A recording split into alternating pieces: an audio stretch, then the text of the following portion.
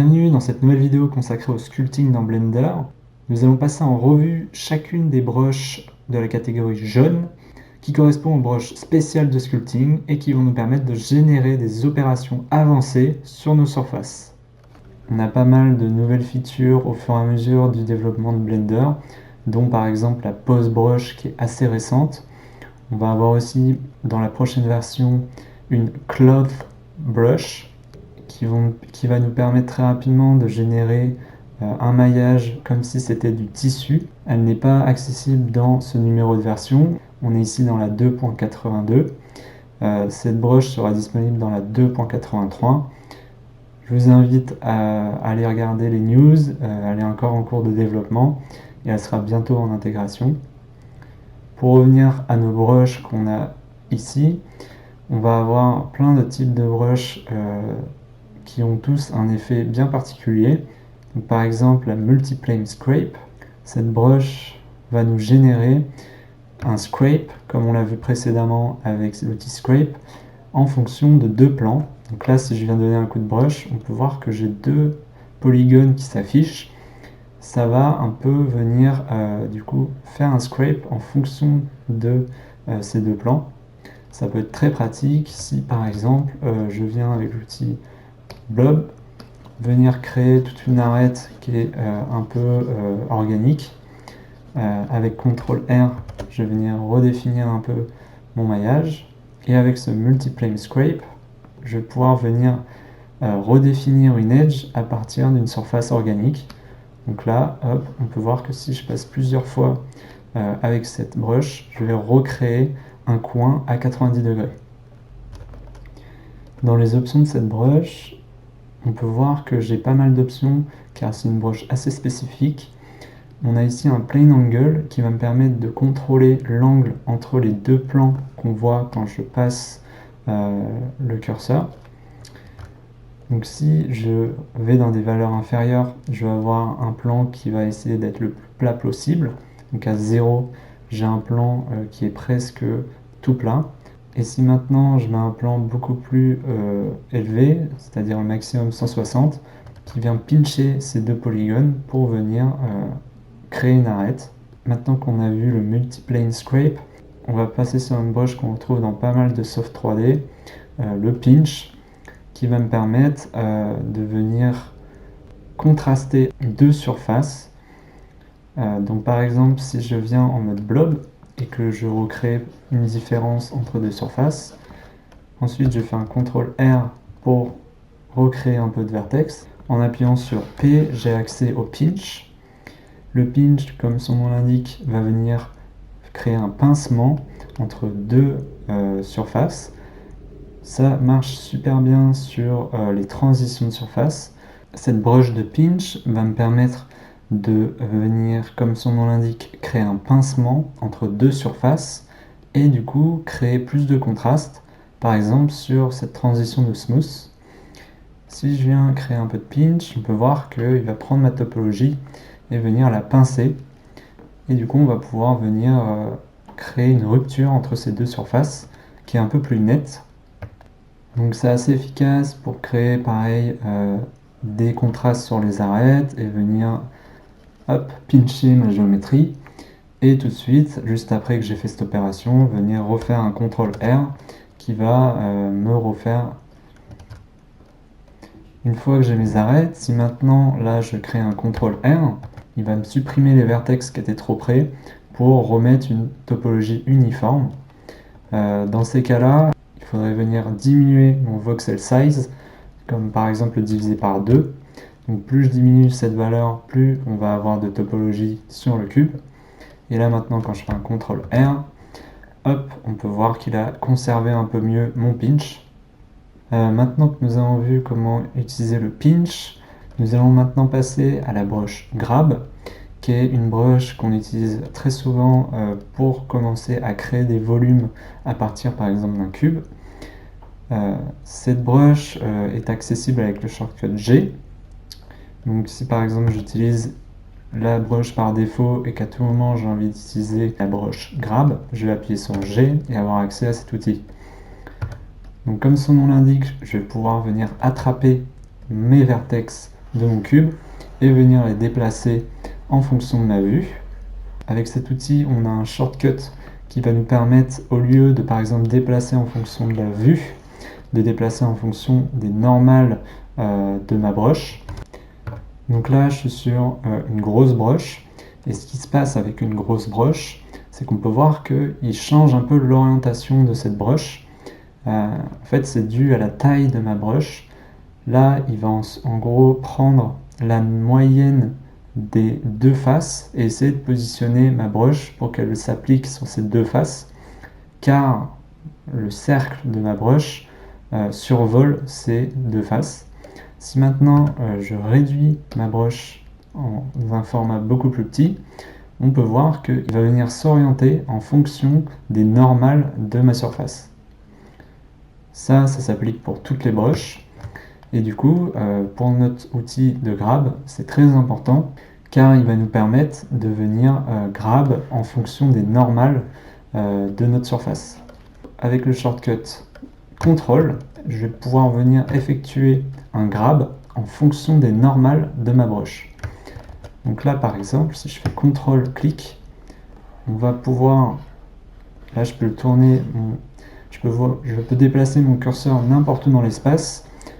L'opération de grab sera en fonction des normales de la surface. Je peux venir changer le fall-off de ce grab à tout moment, donc dans l'onglet fall-off, changer son type. Donc par exemple, si j'ai envie de faire un grab un peu custom, donc où j'aurai une shape un peu plus complexe. Maintenant, si je fais un CTRL clic gauche, hop, il va effectuer un déplacement de mes vertex en fonction de la courbe que j'aurai créée dans mon fall-off. Je peux venir par exemple changer de fall-off sur la sphère et venir très rapidement créer des boutons sur mon mesh. Il y a aussi un autre type de déformation qui va être encore plus smoothé, c'est le Elastic Deform, qui va me permettre de faire comme le grab, mais en fonction de la taille de ma broche, venir, comme on peut le voir, faire une édition proportionnelle sur l'ensemble de mon mesh. Donc ça va s'apparenter plus à du chewing-gum et du plastique. C'est assez intéressant si vous voulez commencer à déformer vos objets de manière proportionnelle grâce à cette broche. On a aussi plein d'autres broches beaucoup plus complexes, comme le Snake Hook, qui va me permettre de prendre une zone sur ma surface et venir l'extruder en suivant mon curseur. Donc là, on peut voir que le résultat, il est vraiment pas terrible. C'est une broche, et ça doit être la seule broche, qui marche le mieux avec la Dynamic Topology. Donc en gros, là, ce qu'il a essayé de me faire, c'est qu'il a pris ces vertex et il les a conduits le long de mon curseur jusqu'à temps que je relâche la pression. Et du coup, à la fin, il n'y avait plus beaucoup de vertex. Il a essayé de drag les 3 pauvres vertex qui étaient au centre de ma broche. Pour avoir un résultat un peu plus net, on va faire un CTRL Z et venir activer le Dynamic Topology en cochant la case à gauche de l'onglet. Une fois que je suis dans ce mode, maintenant si je recrée la même opération, il va venir en permanence recréer la topologie et du coup affiner l'opération tout le long du drag de mes vertex. Donc là, si je passe en mode wireframe dans le viewport overlay, on peut voir qu'il a complètement subdivisé la base de mon cube pour générer cette tentacule. Nous allons maintenant passer à une broche qui s'apparente à la broche grab et Elastic Deform. C'est le thumb qui va me permettre de déplacer, comme si j'étais en train de sculpter de manière traditionnelle, au pouce. Donc à partir d'une forme organique, je vais pouvoir venir déplacer mes vertex comme si je poussais la matière. Pour moi, cette broche, c'est un peu une version plus soft que le grab et qui va me permettre de un peu contenir le volume et de générer un peu des plis sur mon mesh. On va maintenant passer à la broche qui, je trouve, est la plus puissante des broches dans Blender. C'est le Pose Brush. C'est une toute nouvelle brush qui a été implémentée par le développeur Pablo Doballo, qui travaille essentiellement sur le système de sculpt de Blender. Donc cette brush est très puissante, elle va nous permettre de créer un rig temporaire en fonction de la position de ma brush et de mon mesh. Donc de base, on a cette brush avec un petit point blanc. On ne peut pas trop comprendre ce que c'est au début.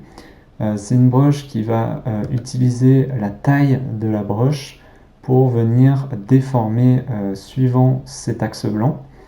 Donc ce qui va se passer, c'est que par exemple là, si je décale avec ma brush, il va considérer le point de mon curseur comme étant l'extrémité d'un membre et déformer le mesh comme si c'était un bones. Donc en fait, le tiret blanc, il faut considérer ça comme étant un bones temporaire qui va me permettre de déformer ma géométrie en fonction des deux points des extrêmes. Pour que ça soit un peu plus parlant, je vais venir créer un snake hook, donc avec l'outil snake hook, dynamic topology. Je vais venir créer par exemple là un bras. Donc voilà, j'ai fait mon bras, je vais venir créer très rapidement une main un peu abstraite. Voilà, j'ai un bras. Et à partir de cette forme, je vais désactiver la dynamic topology, sélectionner mon outil pose et vous montrer un peu la puissance de l'outil. Donc là, on peut voir que plus j'augmente la taille, plus mon point blanc va entrer dans mon mesh. Donc si à partir de là, je viens déplacer, je vais pouvoir commencer à, comme avec un système de rig, déformer mon bras sans avoir à configurer tout un rigs qui me ferait perdre énormément de temps. Donc ça peut être très utile pour replacer les membres de vos personnages. Donc là, je n'ai que un tiret blanc, donc c'est pas super. Moi, j'aimerais avoir une déformation, par exemple à 2 niveaux, pour faire comme si j'avais un coude. Donc ici, dans les options de ma brush, j'ai plein de paramètres pour pouvoir customiser cette brush. On va venir s'attarder plus sur le pose IK segment, donc comme on pourrait retrouver sur un système de bones. Si maintenant je mets 2, j'aurai 2 traits sur l'intégralité de mon maillage, et à partir de là, je vais pouvoir commencer à avoir une vraie relation, à avoir un vrai système de bones avec une inverse kinématique, et je vais pouvoir venir du coup déplacer ma main comme si j'avais rigué mon mesh. Je n'ai jamais vu ce système de brush dans ZBrush ni même Cinema 4D. C'est vraiment une feature à part entière dans Blender et ça révolutionne un peu l'industrie du sculpt. Je vous laisse expérimenter avec cette brush. On va maintenant passer à la brush Nudge qui va nous permettre de venir déplacer sur notre surface notre maillage. Ça marche bien sur des formes un peu organiques. Donc, par exemple, si je viens de donner un coup de blob, que je fais un CTRL R et que je reviens prendre le nudge, on va pouvoir venir un peu déplacer, comme avec l'outil Thumb, notre maillage, comme si on venait étaler de la pâte sur une surface. On peut venir booster un peu le strength pour venir être un peu plus violent sur l'effet. Donc on peut voir que là, je viens un peu étaler mon maillage et ma topologie d'objets. Pour finir sur les brushes de catégorie jaune, on a accès à une dernière brush qui s'apparente à une brush de vortex. Donc ça va venir créer une rotation. Je vais pouvoir venir faire tourner ma topologie. Donc nous venons de voir les 3 catégories principales des brushes dans Blender. On a pas mal d'options. Et généralement, on va surtout utiliser les brushes bleues dans un premier temps pour ensuite les smoother. Et enfin, pour des opérations bien spécifiques, utiliser les brushes jaunes. Maintenant que nous avons passé en revue l'intégralité des brushes de sculpting dans Blender, nous allons dans une prochaine vidéo s'attarder sur les dernières brushes de cette toolbox qui vont nous permettre de générer des masques et ainsi isoler des parties de notre sculpt.